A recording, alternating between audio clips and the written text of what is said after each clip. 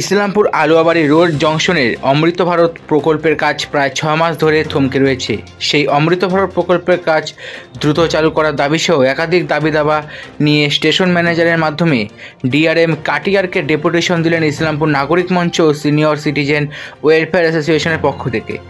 জানা গিয়েছে 2023 সালে আগস্ট মাসের 6 তারিখে ইসলামপুর আলুয়াবাড়ি রোড জংশন স্টেশনে অমৃত ভারত প্রকল্পের উদ্বোধন করা হয়। উদ্বোধনের পর প্রকল্পের কাজ শুরু করা হয়। হঠাৎ প্রায় 6 মাস ধরে এই প্রকল্পের কাজ থমকে রয়েছে বলে অভিযোগ। তবে কী কারণে প্রকল্পের কাজ বন্ধ রয়েছে তা কেউ জানেন না।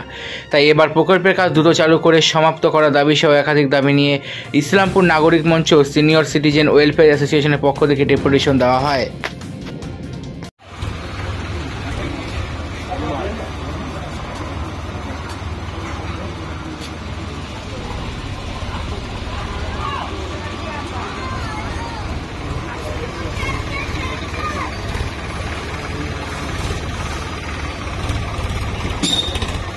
ডিটেলে জানতে চাইছিলাম। এটাই একটা গর্ত করে রেখেছে কত 1 বছর ধরে, প্রায় যাতায়াতের অসুবিধা হচ্ছে এই কথাও আমরা উল্লেখ করেছি।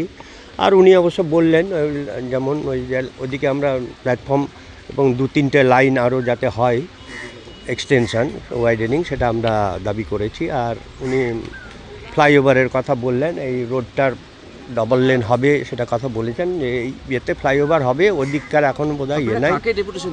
আমরা দিলাম ডিআরএম কাটিয়ারকে স্টেশন ম্যানেজারের থ্রুতে, এবং তাকেও একটা কপি দিলাম আমরা আলাদা করে।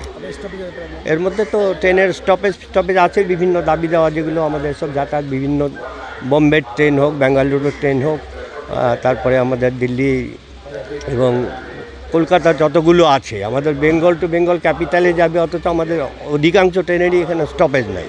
সেগুলো আমরা উল্লেখ করে করেছি যে মানে কলকাতার ট্রেনগুলোর স্টপেজ যেন আমরা পাই, এগুলো মেন দাবি আমাদের। আপনার নাম? আমার নাম শিশির কুমার থোকদার।